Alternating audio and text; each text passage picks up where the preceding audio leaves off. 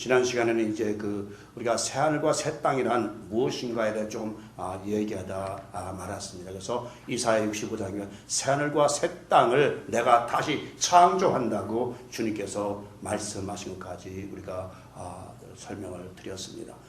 우리 인생은요, 우리 모든 피조물들은 다 변하게 되어 있습니다. 사람도 짐승도 나무도 모든 것들은 하나도 변하지 않는 게 없습니다. 다만 하나님 한 분 외에는 모든 것이 변하게 되어 있습니다. 사람도 나면서부터 자라고 늙고 병들고 죽습니다. 꽃들도 피었다가 시듭니다. 씨앗도 떨어져서 죽었다가 싹이 나고 꽃이 피고 열매가 맺습니다. 또한 짐승들도 낳았다가 또한 죽고 또 죽습니다. 물도 공기도 모든 것은 나무도 변하게 되어 있습니다. 우리는 모든 것이 변하고 변해서 결국은 새로워지게 되어 있습니다. 우리의 피조물들은 분명히 변화되고 새로워져야 됩니다. 옛 모습 그대로 있으면 될 수가 없습니다. 그래서 예수님께서 하늘의 미랄이 땅에 떨어져 죽으면 많은 열매를 먹고 그대로 있으면 아무것도 아니라고 말씀하셨습니다. 바로 우리가 오늘 새하늘과 새 땅이라는 것은 바로 오늘 21장 4절 처음 것들이 다 지나갔습니다. 처음 것들, 우리가 어머니로부터 물려받은 모든 것, 우리가 죄인으로부터 물려받은 모든 처음에 물려받은 것, 이 모든 것들은 다 지나갔다고 말씀하고 계십니다. 이제 베드로도 새하늘과 새 땅에 대해서 기록을 하고 있습니다.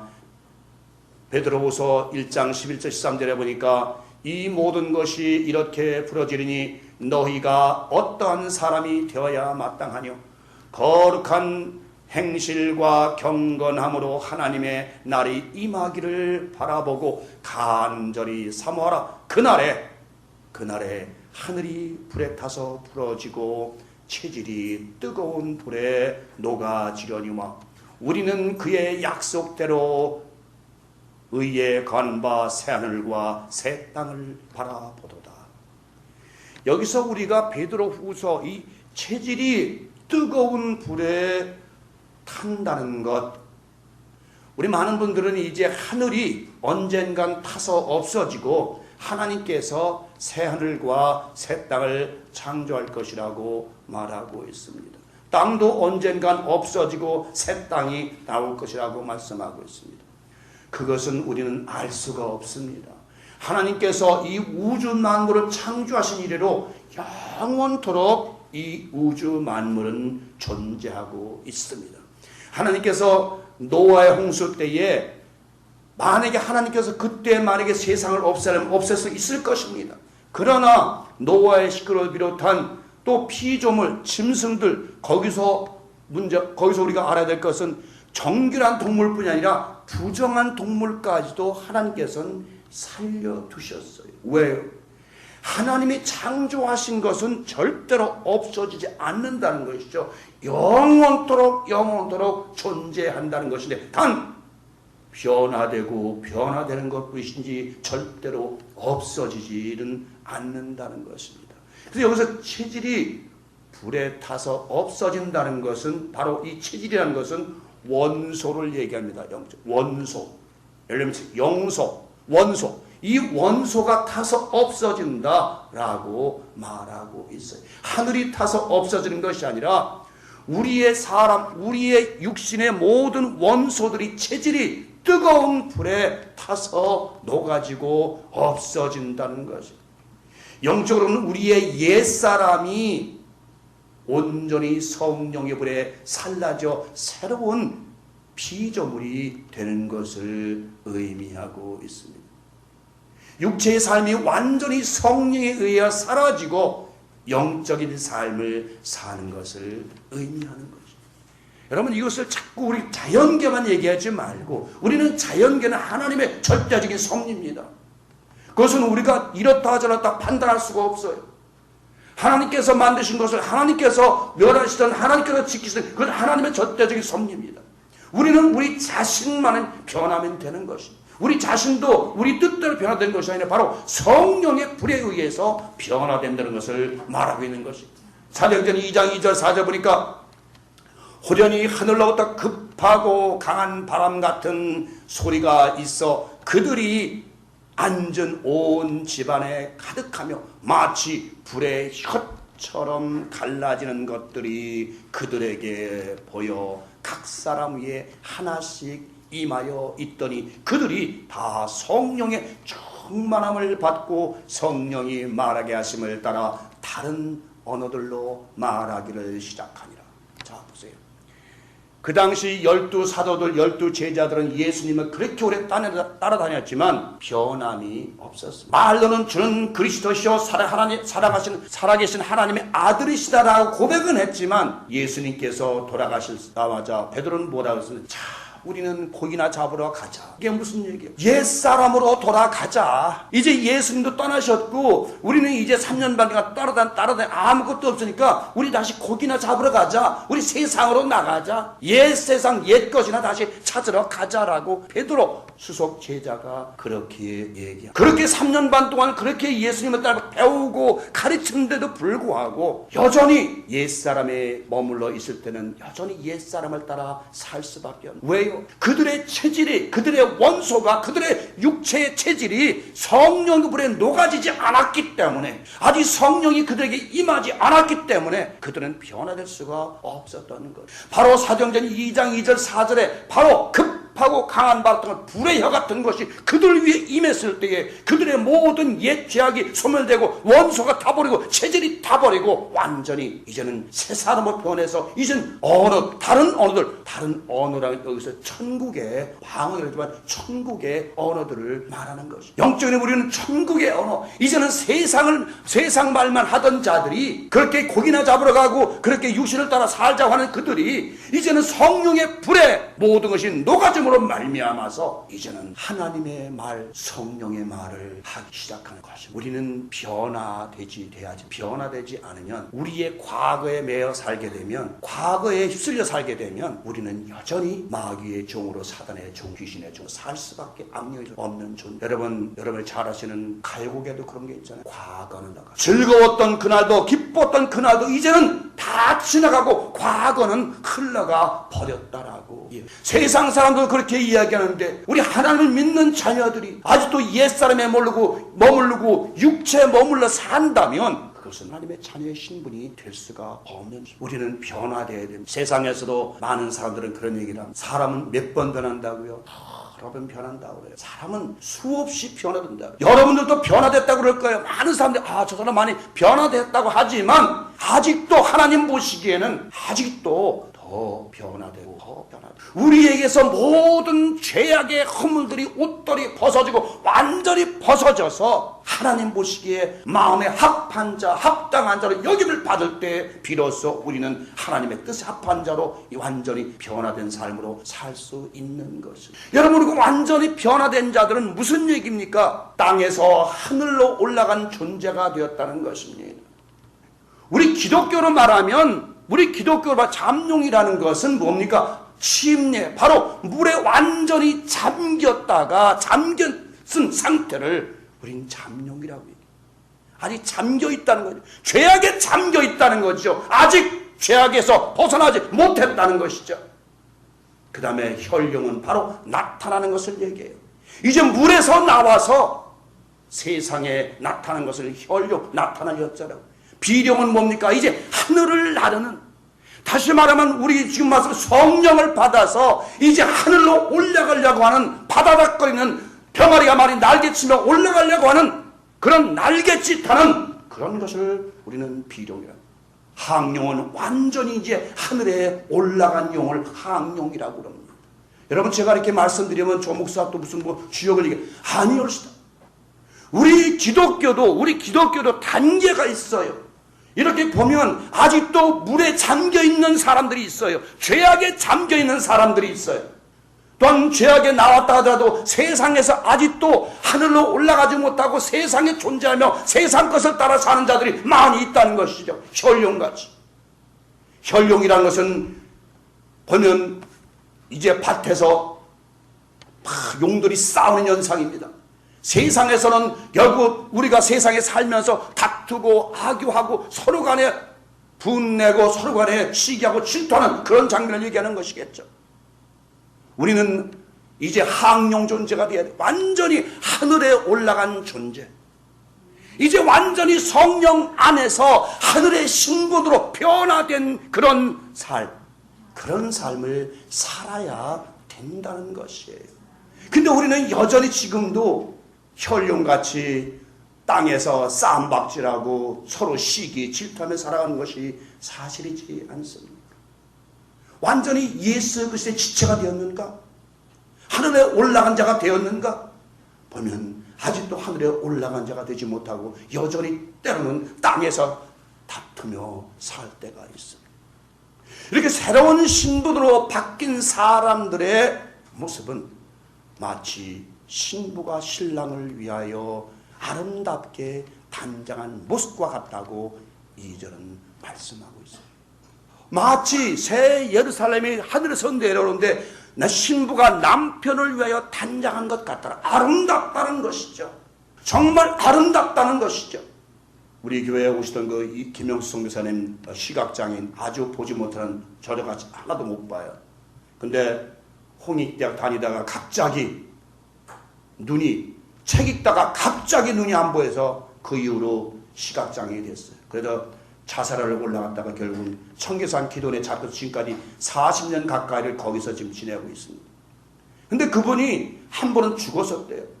완전히 연탄가스 먹고 완전히 죽었었는데 그분이 보이지 않는데 자기의 모습이 정말 아름다운 신부처럼 마치 한복을 입고 머리에 비닐을 걸고 아름답게 꾸민 모습으로 하늘에 올라가는 자기 자신을 보았다는 것이 거짓말이 아니에요. 우리가 정말 변화된 모습은 신부의 옷으로 갈아입고 아름다운 신부의 옷으로 갈아입은 그런 성도들이 되어야 되는 거예요. 이 말씀 바꿔 말하면 이 옷이 아니라 우리의 마음의 옷, 심령의 옷이 바꿔져야 되는 것이. 우리는 아직도 심령의 불만과 원망과 시비와 분쟁과 분함과 한음과 억난과 여러 가지 술잔과 방탕과 여러 가지로 옷을 입고 있어. 어떤 사람은 이런 옷, 어떤 사람은 이런 옷, 여러 가지 옷을 입고 있죠. 원망을 말하고 원망의 옷을 입고 있는 사람, 시기의 옷을 입고 있는 사람, 분쟁의 옷을 입고 있는 사람, 술참의 옷을 입고 있는 사람, 방탕의 옷을 입고 있는 사람, 노름의 옷을 입고 있는 사람, 여러 가지 옷을 입고 있는 사람들이 많이 있어요. 그런 모든 옷들을 벗어버려야 된다는 것이에요. 이제 그런 옷들을 다 벗어버리고 의의 옷으로, 신부의 옷으로 갈아입어야 된다는 거예요. 이사야 선자도 이에 대하여 말하고 있습니다. 이사야 61장 10절에 보니까 내가 여호와로 인하여 크게 기뻐하며 내 영혼이 나의 하나님으로 말하여 즐거워하리니 이는 그가 구원의 옷으로 내게 입히시며 의의 겉옷으로 내게 더하심이 신랑이 사모를 쓰며 신부가 자기 보물로 단장함을 갖게 하셨습니다. 할렐루야. 신랑이 사모를 쓰고 신부가 자기의 보물로 단장함 같은 그런 아름다운 신부 신랑으로 변화되어야 된다는 것이에요. 이것이 새하늘 새 땅의 모습이에요. 이것은 저 우주 만물이 변화되는 것이 아니라 여러분 자신이 이제는 바다도 없어지고, 바다는 풍랑이라 그랬죠. 바다도 없어지고 이제 처음 것들이 다 벗어지고 새롭게 변화되어야 되는 것입니다. 여자가 결혼을 하기 위하여 신랑 앞에 인도되기 전에는 과거에 입었던 모든 옷을 벗어버리고 신랑 앞에서는 새로운 신부의 옷으로 갈아입고 신랑 앞에 서야 되는 것입니다. 옷뿐이 아니라 마음도 몸도 완전히 변화되어야 하는 것입니다. 여러분, 신부가요, 지금들은 이제 별로 그런 게 없는 것 같아요. 옛날에는 신부가 이제 시집을 가잖아요. 그러면 자기 친정에서 하던 모든 습관도 버려야 돼요. 시집의 풍습을 따라야 돼요. 그래서 옛날에는 그랬잖아요. 친정에서는 교회를 다니고 예수를 믿는데 시집에 가니까 완전히 불교 신자의 제사 지내고 그래야 돼요. 여러분들이 지금 세상의 삶을 잘 모르지만은 여러분들이 정말 한번 불교 신자나 그 다른 미신 토속 신자들과 한 집에서 한번 살아보십시오. 영적인 전쟁이 엄청 일어납니다. 우리는 기독교 사람들이 살기를 잘 모르지만은 한 번은 그 한국에서 어떤 가수, 여자 가수가 일본으로 시집 갔는데 가보니까 붙여서부터 일본 원래 미신 뭐 800개 신이 있다잖아요. 없는 것이 없더라는 거예요. 없는 것이 없는데 거기 가서 그렇게 그냥 그분이 시집 갔는데 그 남자가 아프고 싸움박 집에서 온갖 결국은 못 살고 나왔다 그러면서 간증을 하는데 여러분들이 그 삶을 경험했는지 모르겠습니다만 정말 우리 믿는 자들은 우리 하나님의 자녀로 신분이 바뀐 자들은 어딜 가든지 영적인 악한 영들이 우리를 지배하려고 우리를 쫓아내려고 우리를 밀어내려고 하는 경우에 너무너무도 많이 있습니다. 그러니까 여러분들이 완전하게 변화되어야 돼요. 완전하게 하늘의 신분으로 어정쩡한 것이 아니라 완전히 의의 옷으로 갈아입고 구원의 옷으로 갈아입고 찬송의 옷으로 갈아입고 예배서의 6장 12절 말하면 구원의 투구를 쓰고 믿음의 방패를 가지고 복음의 신발을 신고 복음의 허리띠를 띠고 완전한 무장을 하지 않으면 여러분 악한 영들에게 몰려서 오늘도 또한 내일도 어디로 갑니까? 오늘은 이곳으로 내일은 저곳으로 또 밀려가게 돼요. 노름장으로 술집으로 또 밀려가게 된다고요. 여러분 술집 노름꾼에 가는 게 그것이 누가 밀어서 가는 줄 아세요? 내 속에서 악한 영들이 가라오라는 거예요. 이제 여러분 삶이 이제 그리스도를 믿음으로 말미암아 여러분 삶이 완전히 변화돼야 됩니다. 옛 습관, 옛 것을 다 버려야 돼요. 사도 바울이 그런 얘기를 합니다. 그리스도의 신부는 이제 그리스도의 신부로 만들기 위해서 새하늘과 새 땅에 만들어주기 위해서 자기가 노력한다고 고린도후서 11장 2절에 이렇게 되어 있습니다. 내가 하나님의 열심으로 너희를 위하여 열심을 내노니 내가 너희를 정결한 처녀로 한 남편인 그리스도께 드리려고 중매함이로다. 우리 모든 사람들은 주의 종들은 여러분들은 중매쟁이에요. 누구를? 정결하지 못한 사람들을 이제 정결한 처녀로 만들어서 복음으로 정결한 처녀로 만들어서 그들을 그리스도께 인도하는 중매장의 역할을 해야 된다는 것이 그 중매의 매개체는 바로 복음이라는 것입니다. 또한 사도 바울은 새하늘과 새 땅을 새로운 피조물이라고 결론을 내리고 있습니다. 고린도후서 17장에 잘 아시죠? 그런즉 누구든지 그리스도 안에 있으면 새로운 피조물이라. 이전 것은 지나갔으니 보라 새 것이 되었다. 바로 이전 것은 지나갔으니 처음 것은 다 지나갔으니 이제 새로운 피조물이 되고 새하늘 새 땅인 존재가 되었다는 것이에요. 여러분 좀 더 여러분에게 구체적으로 말씀드리면 여기서 새 하늘이라는 것은 여러분 안에 있는 영적인 세계를 바로 하늘이라고 말하는 것이에요. 땅이라는 것은 여러분의 육신의 존재를 말하고 있는 것이에요. 그래서 그리스도인은 육체와 영혼이 함께 변화되고 함께 새하늘과 새 땅으로 변화되어야 된다는 것이에요. 새하늘과 새 땅이니까 많은 사람들은 자꾸 이 우주만을 새하늘과 새 땅을 그거는 관계할 거 없어요. 여러분들이 우리는 하나님의 그 하시는 일에 대해서 이렇다 저렇다 얘기할 거 없어요. 우리는 하나님의 말씀에 순종하고 따르기만 하면 되는 것이에요. 그거 외에는 아무것도 없어요. 666이 나를 지배하든 안 하든 분명히 하나님께서는 말씀하시기를 하나님이 자녀에겐 분명히 이마에 인을 쳤다고 그랬거든요. 성령으로 인을 쳤기 때문에 누구도 만지지 못하고 누구도 touch하지 못한다는 것이에요. 어떤 666이 와도 성령으로 인친 자는 건드릴 수가 없는 것이에요. 지난번에 말씀드렸죠. 우리는 성령으로 인침을 받은 자이기 때문에, 성령의 도장을 꽝 찍은 자들이기 때문에, 하나님의 소유가 되었기 때문에 어떤 사탄도 우리를 지배할 수가 없다는 것이에요. 이제 하나님께서는 우리와 함께 계시겠다고 말씀하십니다. 레위기 26장 11절 12절에 보니까 내가 내 장막을 너희 중에 세우리니 내 마음이 너희를 싫어하지 아니할 것이며 나는 너희 중에 행하여 너희의 하나님이 되고 너희는 나의 백성이 될 것이니라. 이 말씀은 바로 하나님이 직접 육신을 입으시고 우리와 함께 하시겠다는 말씀이죠. 이미 요한복음 1장 14절 잘 아시죠? 말씀이 육신이 되어 우리 가운데 거하심에 우리가 그 영광을 보니 아버지의 독생자의 영광이요 은혜와 진리가 충만하더라. 이와 같이 그리스도와 함께 있어서 새로운 피조물이 된 백성들은 다시는 육신의 고통과 슬픔을 당하지 않을 것이라고 분명하게 하나님은 말씀하세요. 새하늘과 새 땅으로 변화된 자는 저 것을 다 벗어버린 자는 다시는 고통과 슬픔을 보지 않을 것이라고 이사야 35장 10절에서 이렇게 말씀. 여호와의 속량함을 얻은 자들이 돌아오되 노래하며 시온에 이르러 그 머리에 영영한 희락을 띠고 기쁨과 즐거움을 얻으리니 슬픔과 탄식이 달아나리로다. 아멘.